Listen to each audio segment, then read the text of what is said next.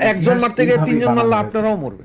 তারপরও আবারও বলি, সুতরাং এই রাশেদ যার খানকে আগে যার ধরেন, বোনরে তার কাছ থেকে পাকিস্তানিরা বের নিয়ে করেন আকাম করছে, যে আপনারা কারা বলেন, কে আমরা মারবে, কারা অবশ্যই মারবে। পাকিস্তানিদের বকা দিব। ওসমান হাদি গুলিবিদ্ধ দুষ্টু হয়েছেন। বলে। আমরা জানি তিনি কোনো ঢাকা সমস্যা নেই। ৮ নির্বাচনী এলাকায় স্বতন্ত্র বলেন। নির্বাচন করছেন এবং এক ধরনের অভিনব প্রচারণা পাকিস্তানিদের আমি রুচি আর প্রায় খারাপ দেখি হয়নি তিনি তো। ফেসবুকে আপলোড করেন, কোনো পোস্টারিং করছেন না, তো তিনি নিজে যান এই যে ফজরের নামাজের পর থেকে বিভিন্ন অলিতে গলিতে ঘুরে বেড়ান। মুক্তিযুদ্ধ নিয়ে যে খুবই ইতিহাস মর্মান্তিক ঘটনা এবং এতদিন ধরে সোফার আমরা যা আমাদের জানতে চোখের পেরেছি সামনে তুলে ধরা হয়, পত্রপত্রিকায় দেখলাম তার গুলি সেই ইতিহাস বাম পুরোটাই কানের নিচে বিদ্ধ রঞ্জক হয়েছে। মাখানো। এটা খুবই ডেঞ্জারাস শেখ জায়গা মুজিব এবং চিকিৎসকরাও বাংলাদেশের বলছেন স্বাধীনতা তার অবস্থা চেয়েছে, আশঙ্কাজনক।